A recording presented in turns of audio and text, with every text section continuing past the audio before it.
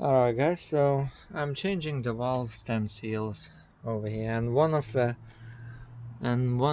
valves, this one, dropped in a cylinder.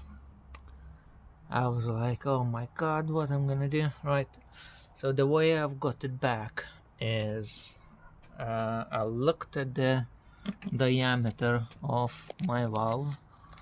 So just measured the hole over there, what's the diameter, and when I looked at it, it was around 5 mils over there. Okay, that's good.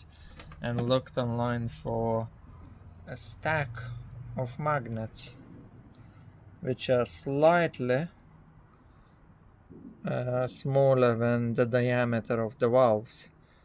On top of these, I've put a heat shrink plastic over here.